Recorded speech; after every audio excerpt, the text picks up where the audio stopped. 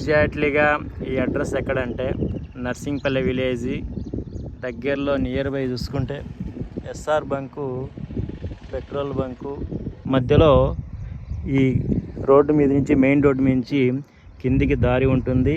అలాగే మీరు చూసుకున్నటువంటి అక్కడ చెట్టు వస్తుంది కదా, గేటు ఒకటి, అక్కడే ఈ న్యాచురల్ ఫామ్ ఉండేది. పండ్లు కానీ ఆకుకూరలు కానీ అన్నీ పండించడం జరుగుతుంది. ఇక్కడే మనము ఇక్కడ శ్రీనాథ్ రెడ్డి అన్న ఎటువంటి ఎరువులు లేకుండా మనకు సేంద్రియ వ్యవసాయంతో పండించడం జరుగుతుంది. మనకు గేట్ లోపలికి ఎంటర్ అయితేనే మీరు చూసుకోవచ్చు.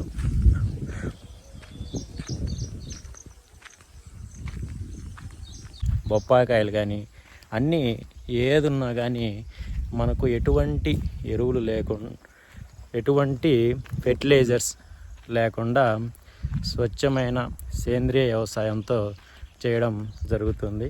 ఇక్కడికి మనకు వాట్సాప్ గ్రూప్లో పెట్టారు, ప్రజెంట్ ఇవి అవైలబుల్గా ఉన్నాయి ఈ పండ్లు అని పెట్టాడు. అందుకే మనము ఇక్కడికి వచ్చాము. ఇప్పుడు చూసుకోవచ్చు మొత్తం తోట, ఇదో మునగాకు చెట్టు, మొత్తం అన్ని రకాల, మొత్తం దగ్గరగా 10 ఎకరాల్లో మొత్తం సాగు చేస్తున్నాడు అన్న. చూసుకోవచ్చు జామ పండ్లు,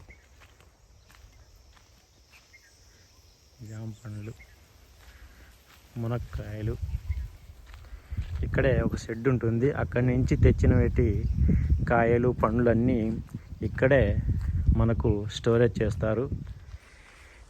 ఇక్కడికి వచ్చి మనం ఏదైనా కావాలంటే మనం అన్నని సంప్రదించి, మనకు వాట్సాప్ గ్రూప్లో ప్రతిదీ మనకు అప్డేట్ చేస్తారు. ఇవి ఉన్నాయి ప్రజెంట్ అవైలబుల్ అని. ఇక్కడికి వచ్చాము, మనకు బొప్పాయ, అరటి పండ్లు మనకు వాట్సాప్ గ్రూప్లో పెట్టాడు, అందుకే వచ్చాము. ఇక్కడ చూసుకోవచ్చు న్యాచురల్గా పండించినటువంటి బొప్పాయ, అరటి పండ్లు, వెల్లుల్లి, మిర్చి, పసుపు కొమ్ములు, మొత్తం అన్నీ న్యాచురల్గా ఇక్కడ దొరుకుతాయి. ఎటువంటి మందులు లేకుండా పండించినవి. ఇక్కడ మనం అరటి పండు టేస్ట్ చేద్దాం, న్యాచురల్గా పండించింది.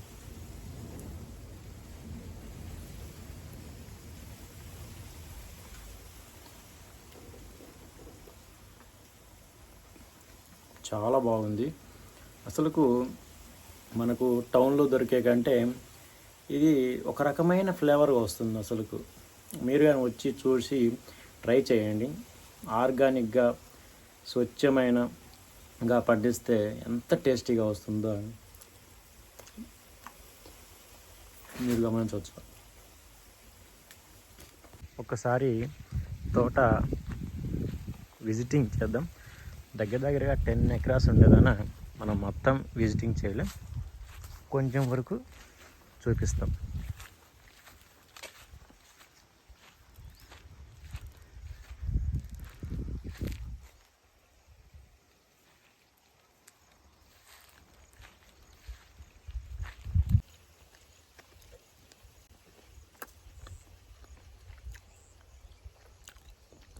అసలు దీని టేస్టే వేరు.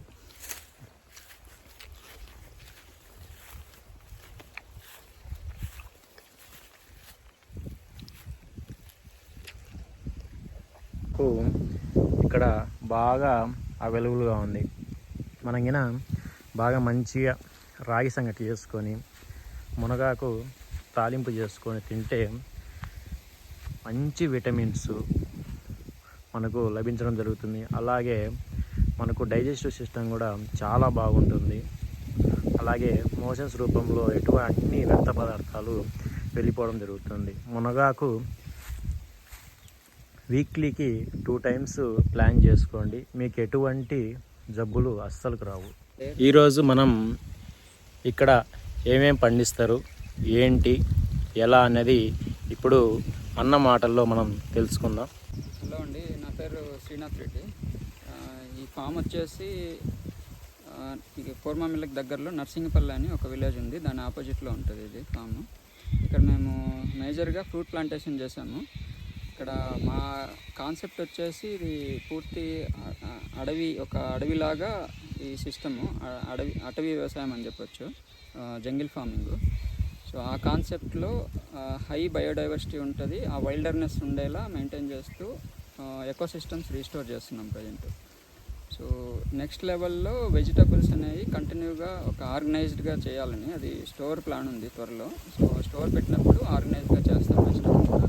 సో బేసిక్గా వెజిటబుల్స్, ఫ్రూట్స్, కొన్ని అదర్ రా items like even turmeric, chilli powder, ఇంకా అలసందలు, పెసలు ఇలాంటివి కూడా కొన్ని చేస్తున్నాము. ఇంకా కొన్ని ప్రోడక్ట్స్ అదర్ న్యాచురల్ ఫార్మర్స్ దగ్గర నుంచి, అంటే మనకు లైక్ మైండెడ్ ఉండే వాళ్ళ కనెక్ట్ అయ్యి వాళ్ళ దగ్గర నుంచి తెప్పించి అవి కూడా చేయాలని చేస్తున్నాం యాక్చువల్గా. సో స్టోర్ పెట్టినప్పుడు ఇవన్నీ హెల్ప్ అవుతాయి. అంటే అన్ని ప్రోడక్ట్స్ మనం పండియలేము ఇక్కడ, సో కొన్ని ప్రోడక్ట్స్ అలా కూడా చేస్తాము. కాకపోతే ట్రస్టెడ్ సోర్స్ నుంచి మాత్రమే చేస్తాము, కమ్యూనిటీ లాగా బిల్డ్ చేసి.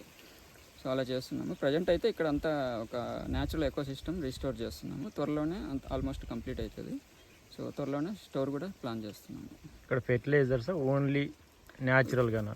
యాక్చువల్గా ఓన్లీ ఫస్ట్లో ఇక్కడ ఇంతకుముందు కెమికల్ ఫార్మింగ్లో ఉండేది 3 years బ్యాక్ ఈ ల్యాండ్. సో అప్పుడు లైఫ్ లేకుండా ఉండే. సో ఇనిషియల్గా మనకి సాయిల్లో మైక్రోబ్స్ అనేది రీస్టోర్ చేయాలి, అది హై డైవర్సిటీ ఉండాలి సాయిల్ మైక్రోబ్స్.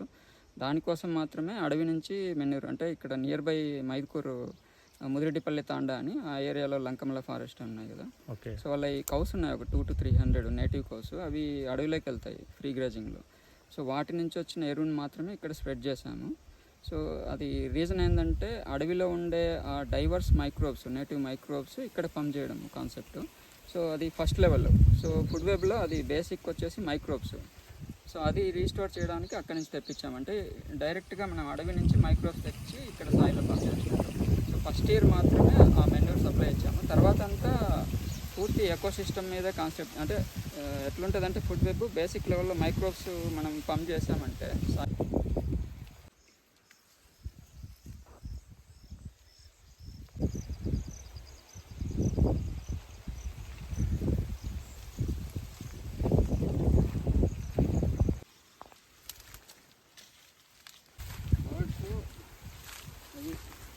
ఉడతలు తినేస్తున్నాయి కూడా, చిన్నప్పుడే తినేస్తున్నాయి.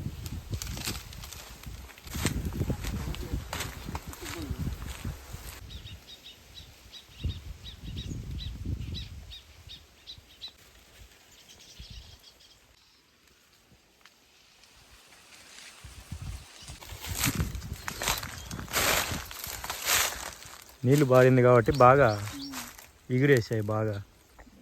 మేము కట్ చేస్తుంటాము ట్యూనింగ్, కొత్త బాగా ఇంకా స్టోర్ ప్లాన్ చేస్తున్నాం, స్టార్ట్ చేయాలి. ఇక అక్కడి నుంచి దూరం నుంచి చూస్తే కొంచెం పచ్చగా అనిపించిందా, కొంచెం బాగా న్యాచురల్గా ఉంది కదా.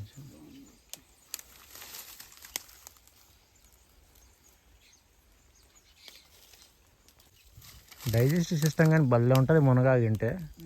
ఆ రోజు మళ్ళీ మరుసటి రోజుకి అంతా కడుపులో క్లీన్ కొట్టేస్తా అసలు.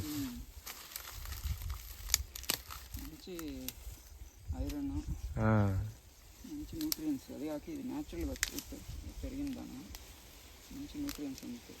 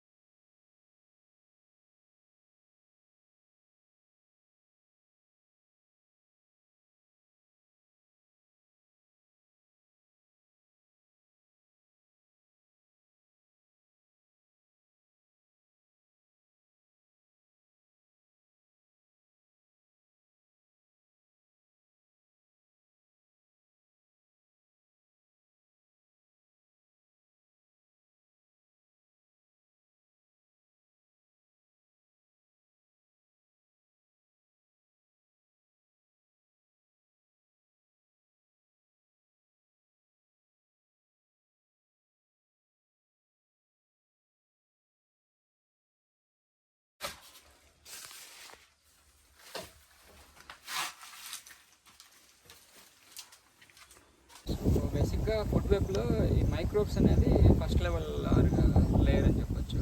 సో ఫస్ట్ లెవెల్ లేయర్ ఉందంటే ఆటోమేటిక్గా దాన్ని డిపెండ్ అయి ఉండే నెక్స్ట్ లెవెల్ లైఫ్ ఆటోమేటిక్గా బిల్డ్ అయితే వస్తుంది. సో సో అందుకు మనము ఫస్ట్ లెవెల్ లేయర్ వచ్చేసి ఎంత హై డైవర్సిటీ ఉంటే అంత మేలు. అందుకు అడవి నుంచి తెప్పించాము మెన్యూరు. సో దానివల్ల రీమైనింగ్ ఆర్గానిజమ్స్ కావచ్చు, సాయిల్ లైఫ్ కావచ్చు, అవి ఆటోమేటిక్గా బిల్డ్ అయితే వచ్చినాయి. ఇంకా దాంట్ మీద డిపెండ్ అయి బతికే రిమైనింగ్ బర్డ్స్ కావచ్చు, అదర్ మమ్మాల్స్ అవన్నీ కూడా ఆటోమేటిక్గా బిల్డ్ అయితే వచ్చినాయి. ఇక్కడ లేనిదంటూ ఆల్మోస్ట్ లేదు. వైల్డ్ క్యాటు, ర్యాబిట్స్, స్క్వైరల్స్, రకరకాల బర్డ్స్, హై డైవర్సిటీ ఉంటుంది బర్డ్స్లో కూడా. సో అట్లా అంతా ఒక సిస్టమ్ అయితే బిల్డ్ అవుతూ ఉంది. సో అనదర్ 1 ఇయర్లో ఇంకా మేజర్ చేంజ్ వస్తుంది అనుకుంటా. సో అది ఇప్పుడు ఈ ఫీల్డ్కి రాకముందు ఇంతకుముందు ఏం ఫీల్డ్ చేసేవాళ్ళు? నేను ఇంతకుముందు ఐటీ జాబ్ చేస్తుంటేనే ఇండియాలో కొన్ని ఏళ్ళు చేశాను. మళ్ళీ తర్వాత జపాన్లో చేశాను ఒక 8 years దాకా. ఓకే. సో జపాన్లో ఉన్నప్పుడు ఇంకా అక్కడి నుంచి డైరెక్ట్ జాబ్ వదిలేసి వచ్చాను. ఇక్కడికి రావడానికి కారణం అంటే నాకు ముందు నుంచి ప్లాను న్యాచురల్ సిస్టమ్లో అంటే నేచర్తో కలిసి మన లైఫ్ ఉండాలనేది ఒక ముందు నుంచి ప్లాన్. జాబ్ అనేది నాకు టెంపరీ అంత సాటిస్ఫాక్షన్ ఉన్నాయి కాబట్టి లేదు. అంటే సాటిస్ఫాక్షన్ వచ్చేసి ఇది ఒక లైఫ్ యాక్చువల్గా నాకు. ఓకే. సో ఇదే అంటే ఒక జీవన విధానం అని చెప్పొచ్చు. నేచర్తో కనెక్ట్ అయ్యి నేచర్లో భాగమై బతకడం అనేది ఒక జీవితం. సో జాబ్ అనేది కొద్ది రోజులు ఫైనాన్షియల్ నీడ్స్ ఉన్నాయి, అవసరం అంతే. సో ఇంకా 5 years ముందు ప్లాన్ చేసుకో ఉంటుంది, కాకపోతే కొంచెం డిలే అయింది వేరే కమిట్మెంట్స్ వల్ల. ఓకే.